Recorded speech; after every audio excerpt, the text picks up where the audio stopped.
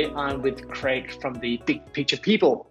Kjaer, you and I, we caught up in another interview a short time ago, and as we were talking, I got so interested in what you guys are doing at the Big Picture People, because there's some wonderful, I guess, parallels to our work here at SWOOP. So Kjaer, tell me about the Big Picture People. What sort of problems do you solve for companies? Okay, Kai, hi. Yeah, I guess one of the things that we find is that a lot of business leaders find it difficult to explain what their businesses or organizations' mission, vision, values are, and that's not because they're not clever, they're not smart people. It's just because sometimes they're a little bit too close to it, and there's just so much going on. So what we've developed is a highly effective process that allows us to work with those leaders to kind of curate all of that information, all those stories, and all of that narrative about their business, and put that into a kind of a beautifully designed package that they can use with their people to help everybody understand the big picture. And I guess the analogy that we use, it's a bit like, you've bought a 3,000 piece jigsaw puzzle, you've tipped all the pieces on the table, and then you turn the box lid over and it's just blank. And, where do I start? And that's what we do. We help to create that box lid that people can use to see where everything fits together for their people. That's a wonderful analogy. I can imagine you sitting there in workshops and getting people to draw the whole sort of company vision almost on your puzzles. Yeah, we do. Yeah, we do that as well. But a lot of it is actually, it's amazing. We can find there's just so much stuff in organizations. There's so many, Yes. It's on a PowerPoint presentation over there, a PDF over there, it's in someone's head over there. And it's just teasing all of that different information out and just putting it all together, because often, the pieces don't fit, and we have to help the organization to iron out some of those incongruences between the story that they have in their head and what they think they want their people actually understand as well. So yeah, it's a really fascinating process. We talked about the work you're doing around doing big organizational change initiatives and things like that, and the importance of getting people to participate, I guess, to get involved in that change. Can you tell me about what are some of the barriers you might encounter for getting people to participate in these things, and how have you overcome those?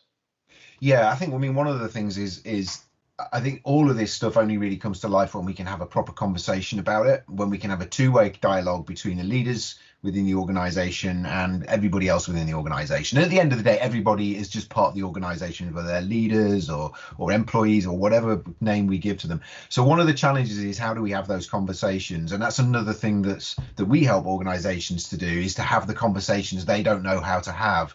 And this product, this toolkit that we put together with the big picture and all of the supporting narrative around that helps to have that dialogue. I think part of that skill, or part of the challenge that organizations face, is finding the time. It's finding a way to have that conversation without it just being a one-way download. We're going to give you another PowerPoint presentation and bombard you with loads of slides and it be kind of a town hall, which are great, but it can be a bit of a one-way flow, and people only really make sense of this stuff when they can actually interact with it and ask questions, but also articulate it themselves. I mean, you probably know, when you overthink something, all it takes is a 5-minute conversation with someone else and it kind of all makes sense. And it's a bit like that with our organizations as well. Unless people can actually talk about it to other people, it doesn't make sense and it's difficult. So it's finding the time, it's the skills as well. I think managers and leaders, for all the great skills they have, being able to facilitate those conversations is difficult for them. And I think we help them with that. We train them, but also having the materials in the toolkit gives them the confidence to say, I've got the materials. All I really need to be able to do now is to just ask questions and listen, because that's the art of it, really. And I know that kind of links to what you advocate as well with digital. It's asking questions, listening, and responding to the replies that you get. It's no different. Absolutely. So if you like, it sounds to me like you're really the pair of safe hands. You're the or those that know SWOOP, you might have heard that we often talk about that we're sort of the Fitbit for collaboration, the measurement mechanism. And it sounds like you might be the fitness coach. Yeah, well, yeah, we like to think ourselves as the guide. Our clients are our heroes. They're the people who run these really complex businesses. They are the people who make things happen. They're the magic makers. We're there to sort of hold their hand and help them through a process so they can actually articulate that and have some clarity over that. Because as we all know, if there's no clarity, it's very difficult to get a unified purpose and a unified direction. And at the end of the day, it's all about the results. You know, when people know what the plan is and they know where they're heading, you know, they know what the game plan is, they're much more likely to deliver great results than if everybody's doing their own thing. Craig, in the last or less than a year now, we are at the moment here as we're recording this, we're in February, so the pandemic has been with us almost for a year now.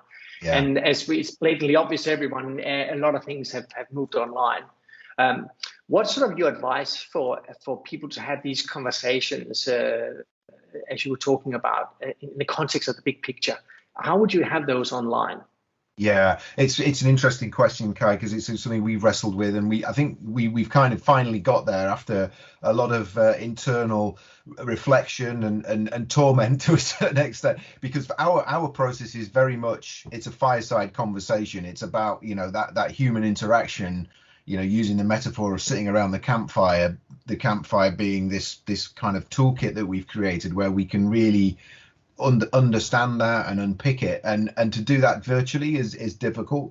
We have created a platform now, but again, rather than it being a passive, here I'm going to run through a load of slides with you, it's very much around how do we turn that into a conversation. So using Teams, using Zoom, using you know, whatever platform it is the client has to create a shared space on the screen, which is something that we relate to, but then being able to interact with that, albeit maybe only through the facilitator, but to make it into some sort of to draw some sense from that. But at the end of the day, it's all about the quality of the conversation. It's not how fancy the graphics are or how whizzy the technology is. At the end of the day, it's all about the conversation. And again, I think that's where we have congruence over the way we see the world, is that you've got to have that conversation, whether it's digitally or whether it's face to face.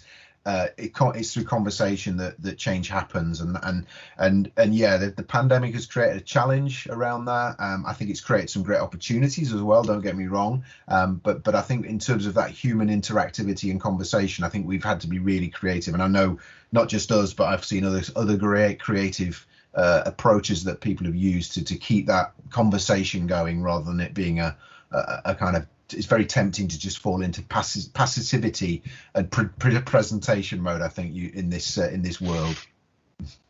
Yeah, it's all about changing from broadcasting to having two-way conversations. Craig, where do people find you? What's your website, and what are some of the things that maybe, is there anything that people can get for you as a bit of a, you know, freebie to start themselves off? So tell us more about that. Yeah, absolutely. Thanks for asking, Kjaer. Yeah, so our website is thebigpicturepeople.co.uk, which is our domain name. You can find us there. We also have a podcast, as you know, because we've interviewed you on the podcast, which is all about engagement and communication and all of the things we've been talking about today, and other related topics as well. And that you can find that at engagingic.com. Hopefully you'll put some links to this in the show notes, and that people can find that. So engagingic.com for the podcast, thebigpicturepeople.co.uk for us. And then if anybody wants to find me on LinkedIn, Craig Allen Smith, my middle name. I use my middle name because my surname is so common. Craig Allen Smith, you'll find me, the Big Picture People, on LinkedIn. I'd love to connect with you, reach out. Always looking to share things, you know, ideas and knowledge, and find out from other people like you. That's how we met. And also we've got a blog on our website as well, where we try and generate some useful, interesting content that people might find beneficial, and some thought leadership as well there as well. Brilliant. Thank you, Craig. Thank you so much for taking time to be with me today, and I'm sure we'll be catching up again soon. It's an absolute pleasure, Kjaer. Thank you for asking me.